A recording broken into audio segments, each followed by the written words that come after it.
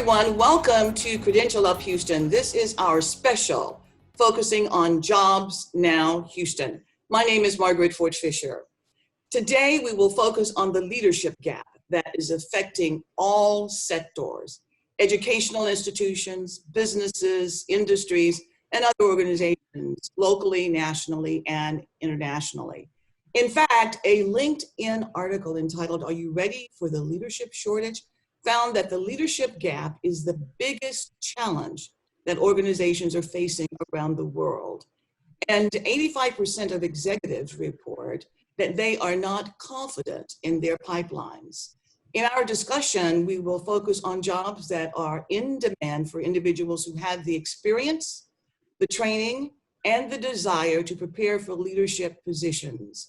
Joining us today to discuss what this entails are the Honorable Mr. Christopher Caldwell, President of the Stafford Municipal School District and incoming Chair of the Business Administration Program at the Houston Community College, Mr. Darryl King, co-founder and CEO of the Principal Partnering Group Global LLC, and also the Chair of the Houston Community College Business Advisory Committee, and Dr. Jerome, Associate Vice Chancellor of Academics at the Houston Community College. Gentlemen, thank you so much for joining us today. So the question is, what is happening to cause this major shortage in the availability of leaders? Let's begin with you, Mr. King. I think probably, a few years ago, 5-10 years ago, perhaps we did not anticipate the change in the needs for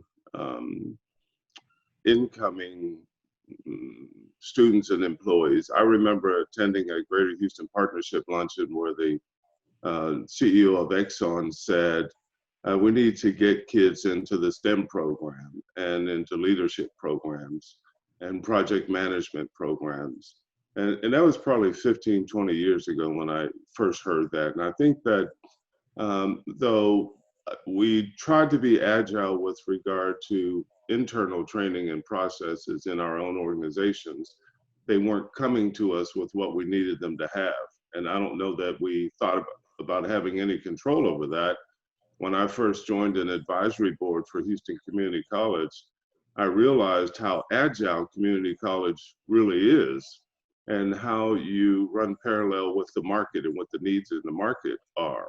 And I would simply ask the question when I first joined the board, Dr. Raven asked me, what is it that we should be doing? What should we be teaching them? What do you want them to have? And that's when I first got involved, when I realized that I had a voice as an employer.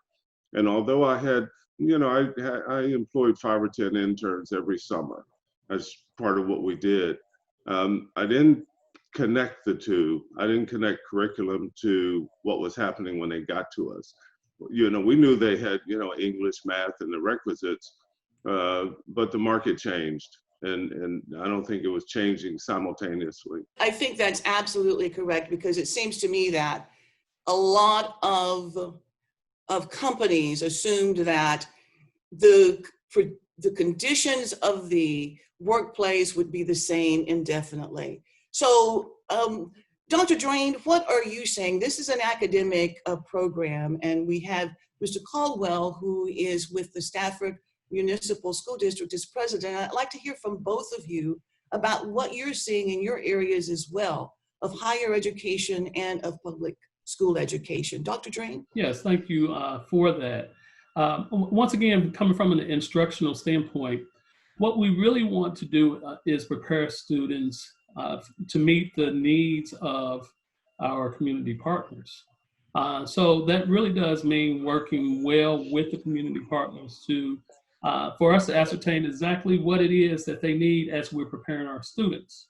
And we do prepare our students in many of the different facets for them to be successful in whatever the business is that they will enter. For example, if we talk about teamwork, we know that many of our students need to have teamwork as one of those areas in which they will be able to provide those types of services to the business needs. So we really look to instill in our students a broad repertoire of skills that will allow for them to be successful in any of the organizations that they seek after they finish with us.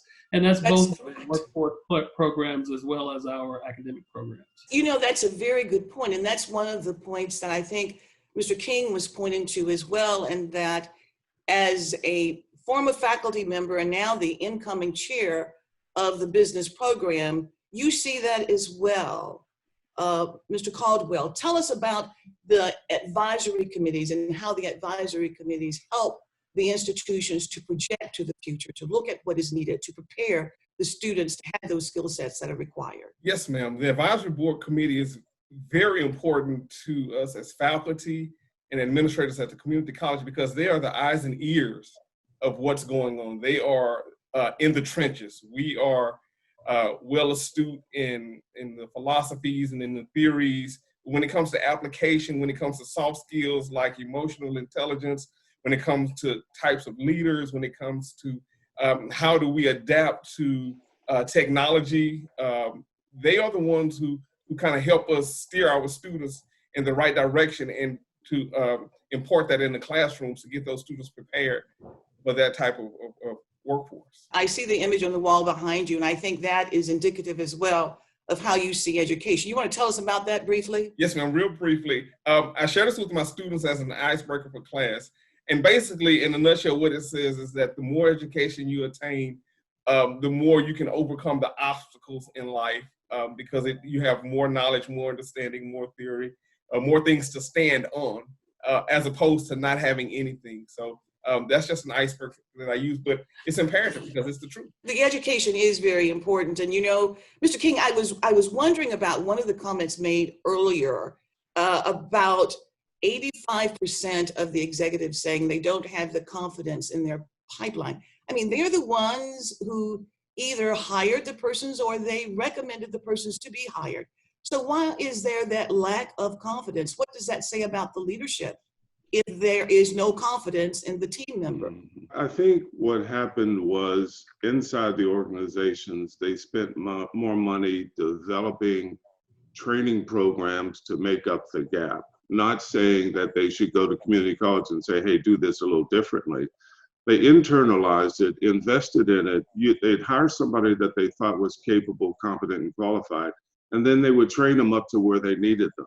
So now there's a big need for analytics and project management and understanding how to use project resources.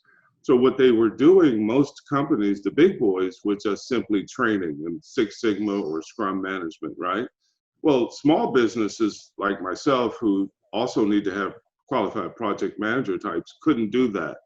So what would happen is I go to the community college and see what the courses look like. And I may pick my students or my interns or employees based on what I know they have as a foundation, right? And that's important. So what I discovered with community college is the agility. What you all have done is taken what the market needs, and you're because of your agility, you're able to shift quickly, right? So when we talked about, when I brought Courtney Rose Johnson onto the board, she's a real estate developer, right, that uses project management, because I wanted Minu Sharma, the program director, to understand how valuable it is for our kids who want to be entrepreneurs now, right? Entrepreneurship is still project management. It's all project management and analytics. So we had to get them to understand that the core is learning to manage resources as a project manager, and then to do the requisite analytics. So That's correct. Small businesses we need the same thing Exxon needs. We need a manager, a 3 to 5 year person that has some analytic skills. Okay, you know, that's very important that you're touching on, and I'd like for us to continue to explore that line of conversation, but we're going to take a break. And when we return, we will talk about the points that you made, as well as about leadership jobs that are now available in Houston, in addition to the training that is available at HCC. So please stay with us.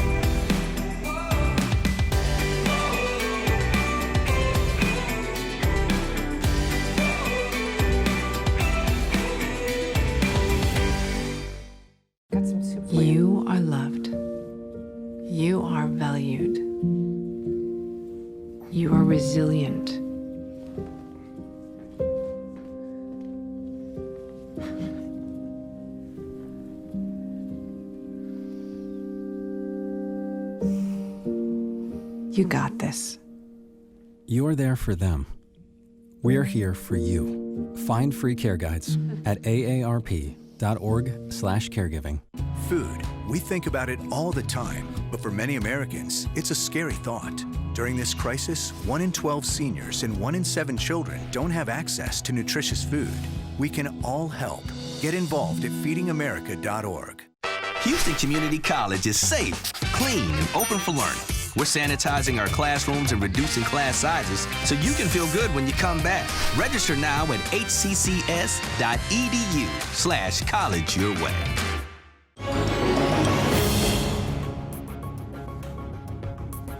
Welcome back to Credential Up Houston with our special focus on Jobs Now Houston. Our guests are Mr. Christopher Caldwell, Mr. Darryl King, and Dr. Jerome Drain. Gentlemen, thank you so much for your leadership. Let's focus on business and business-related jobs available here in Houston. Indeed reports that there are 13,679 leadership-level jobs in Houston and 11,467 assistant jobs here in Houston. Now, these are large numbers, and the hourly pay, I was checking some of those on the website, the hourly pay and the salary ranges can provide for a great livelihood, it seems, some of them up to $150,000 a year. So I'm wondering what specifically is missing. It was mentioned earlier that the soft skills would represent some of the barriers. So is there something else that's missing in this equation other than what we mentioned in the first segment about not looking to the future and thinking about potential disruptions? What are your thoughts about that? Let's go to Dr. Drain, and then we'll move around to Mr. Caldwell and then Mr. King. Dr. Drain. So you asked a question about what's missing with that. I think it's really important for our students to truly understand the options that are available to them, and those high, those salaries that you mentioned that will attract many of our students. So it's really incumbent upon us to make sure that our students are well aware of the opportunities that lie before them. So that means very early on that we have to work with our students in-house to make sure that our students are, in fact, aligned with the opportunities that present themselves afterwards. So at the community college, we have to make sure that we notify and make our students aware of these grand opportunities. That's a very good point. And that's the high end of what I found. I mean, it was like a scale that moved from like $15 an hour, which would be on the low end, all the way up to that. And I thought, this is really pretty magnificent. And so obviously more education would be required, but certainly there are opportunities for our students who would be entering at the associate degree level or at the certificate level as well, based upon some of the skill sets that they are learning in the programs. So Mr. Caldwell, what are your thoughts? And I agree with Dr. Drain, but I think what has happened, especially in the classroom, is that there has failed to be a transition from a traditional teaching method to now one that gives the students a more holistic viewpoint. Whereas a traditional classroom, you would teach theory and maybe a little bit of application. But now we have to teach our students the soft skills that I was speaking of earlier, emotional intelligence, where you can understand those who employ you and those who are employed by you. The feeling part, the nurturing part, the motivational part. And that's what we have to teach in the classroom. Not only do we have to develop a student academically, but we need to develop them holistically so they can capture that whole part. And that's what sets our students apart and our instructors apart at Houston Community College. Well, a lot of students want to start out as supervisors and team leaders. And so as you think about the first question I asked, I'm wondering, Mr. King, what is the appropriate pathway to a leadership job for a lot of the students that we're training here at HCC? To Mr. Caldwell's point about the difference between theory and application, a lot of your students are working students and they're in jobs that they have certain responsibility in a job. Let's assume somebody's an assistant manager at a shoe store. Well, they already know a little bit about inventory control, a little bit about human resources, right? Because the in-house training got them there to be assistant manager. So what happens in the classroom is they learn to apply the theories that Mr. Caldwell is talking about to their real life circumstances. If you're running, for instance, if you're running a McDonald's, you're running a multi-million-dollar business. You're doing all those things Mr. Caldwell and Dr. Drain was just talking about. But what we have to get you to understand is how to apply that across other business models. You might be a really good assistant manager at a Starbucks, but you're still doing inventory control. You're still doing cost containment, cost management, tracking shortages, right?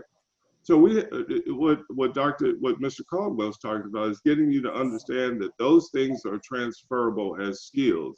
And so now to the human resource side of it, that may be something in additional you learn at the 30,000 foot level, but you're there already if you're at work.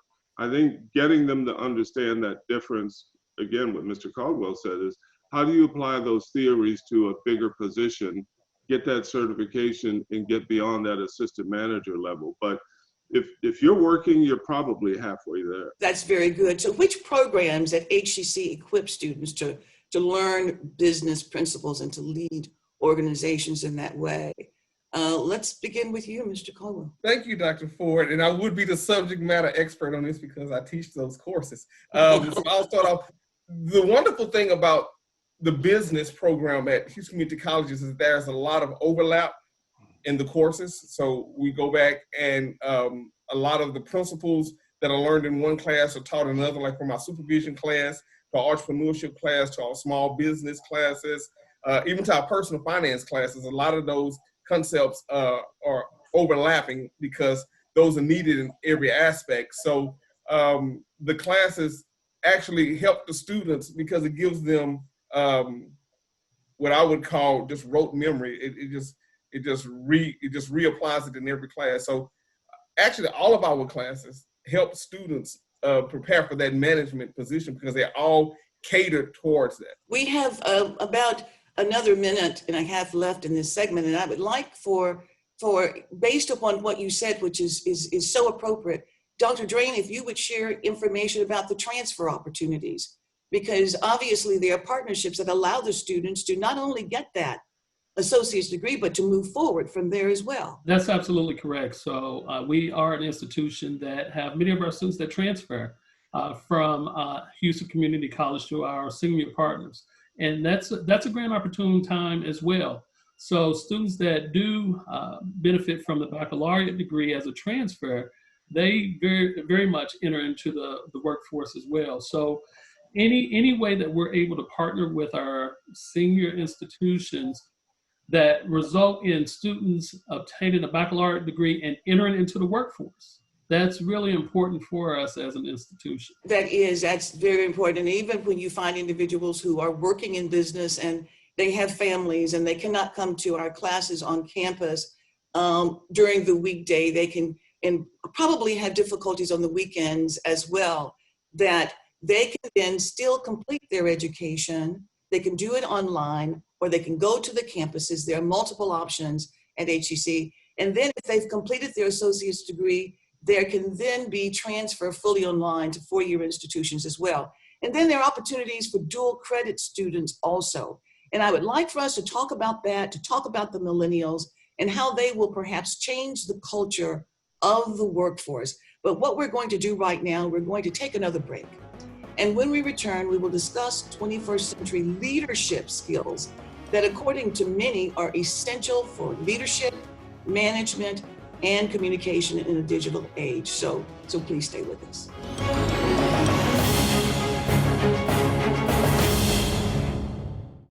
College is on at HCC.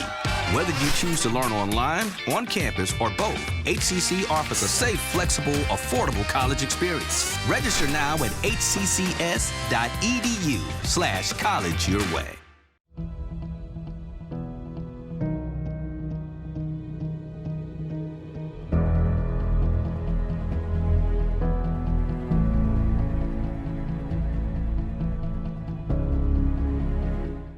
A natural disaster may force you to evacuate, and the coronavirus could impact your emergency plans. So take steps now to help your family and community prepare. Keep a supply kit stocked with cloth face coverings, disinfecting supplies, and hand sanitizers. Check with local officials about what shelter spaces will be open during quarantine efforts. And remember to review the CDC's guidelines with the whole family. Disasters won't wait. Neither should you. Visit ready.gov/plan to make a plan today. There's no better place to knock out the basics than HCC. Whether you learn online, on campus, or both, HCC is the safe, flexible, affordable option. Register now at hccs.edu/college your way.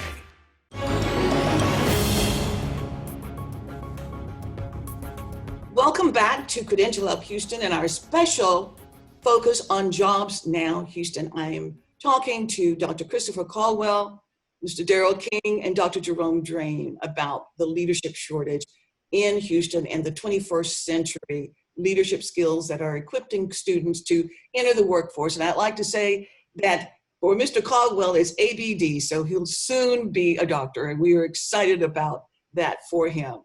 So in the previous segment, we were talking about the dual credit students, the millennials, and how they will change the face and the culture of the workforce. And we know that there has always been a perceived ceiling for women and for people of color as well in business and in business leadership. And so I'd like for us to touch on that just a bit.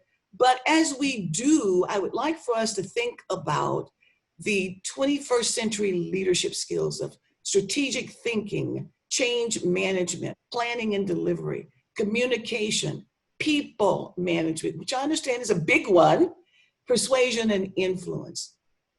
So as you think about those 21st century leadership skills, and then you think about what was mentioned earlier with emotional intelligence and making sure that some of those skill sets and some of those attitudes are presented in the classes, what do you think about the 21st century leadership skills and how those are also integrated into the curriculum? Let's hear from each of you on that. We'll begin with you, Mr. King. You know, the course that I know as Small Business Operations 1315, I don't know what it's referred to. Dr. Caldwell could share that with me, but I can just tell you that part of the listing says develop leadership skills, presentation skills, pathways, entrepreneurial mindsets. All those things are part of the listing.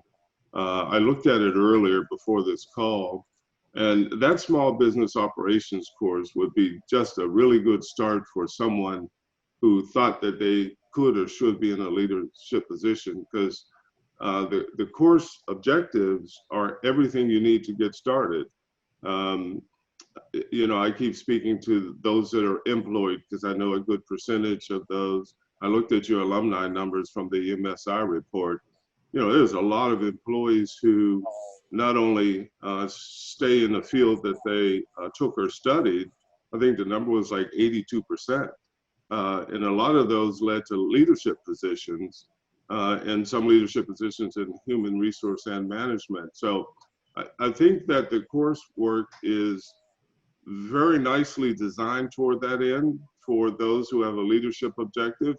I don't know that I would change anything different. I spoke to the agility before. It looks like it's shoulder to shoulder to what's happening in the community. I don't know that you would get any better by changing it, because I like it a lot. We've had some input on it, so I'm probably, you know, favorable to it because we've been asked. Those of us in the business community have been asked, and you responded. So I think it's commensurate. Don't know what Excellent. else I'd offer to that, but it's, if you take what's available now as a young aspiring manager or leadership person, if you just do what's available at the community college right now, you're going to be in a really good position when you graduate or when you go back to work, because you'll have what you need. You really have excellent. what you need. Yeah. That's an excellent point. And, you know, we have some students who, for some reason, have had to stop out or drop out. And in line with the comment that Mr. King made, what do you tell the students who might have stopped out? How do you now encourage them to come back and to use one of the various options we have to complete their credential? Because there are many opportunities available for them. Mr. Caldwell? I tell my students all the time, it's not how you start, it's how you finish. And wherever you are today is where we begin. And there's definitely a pot of gold at the end of the rainbow for you once you complete this course. Back to your original question, because I am faculty, I think it's imperative that our faculty members stay abreast of current changes and technologies, mindsets, and ideologies, because it's very fluid. The way students learn today, I remember I was teaching the class and I said, get out your pen and paper, we're gonna take some notes. And the students got their phones out and started taking photos of PowerPoint presentations. And I almost didn't know how to respond, but that's how they do it now. So when you ask about the 21st century, I think we have to stay abreast of how the ideologies and mindsets are so that we can prepare our students for that. That's true. Traditional methods when we were in school won't work now for the students that are coming forth. So we have to stay abreast as instructors. And I thank Dr. Drain for allowing us an opportunity to have that training to keep us abreast of that. You're absolutely right. And unfortunately, we are about to run out of time for this particular show today. And I regret that. So what I want to do is to pull all of our conversational pieces together and give some recommendations to our viewers, because I think this is really very exciting. The program is, and the opportunities are vast. So in about 30 seconds, Dr. Drain, let's hear from you on this. What I would say to our students, no matter what your desires are, we have opportunities in all of our classes. We're really trying to instill those qualities that will make you successful as you transition into the workforce. So we do have those marketable skills in every single one of our classes. And that's what's important. That's important for me as an administrator to share with the faculty, that we need to think collectively about our students and provide them with the essentials that are needed as they transition into the workforce. Perfect. Mr. King. I just say the shortest route to the middle class is through community college. If you're a marginal employee working in food service or working in a job you don't like and you want to get there quickly, go through community college. You'll get there a whole lot faster. Perfect. In about 30 seconds, Mr. Caldwell. I'll take 15. I like to tell my students, we don't mold you, we enhance you. You're an individual and you have individual things that you can contribute. So we want to enhance you to make you the best of who you are. Well, I think this is perfect. Very good comments. Very, very good comments. Dr. Drain, Mr. Caldwell, Mr. King, we thank you so very much for all that you do to ensure that residents get the training needed to enter the workforce, to have a great quality of life, and ultimately to pay it forward. That's what we really appreciate. And we also thank you, our viewers, for watching. I would like to remind you to go to the Jobs Now Houston website at jobsnowhouston.org for more information. Again, thank you so much. And as a reminder, I'd like to always remind you to Credential Up Houston. We'll see you again next time.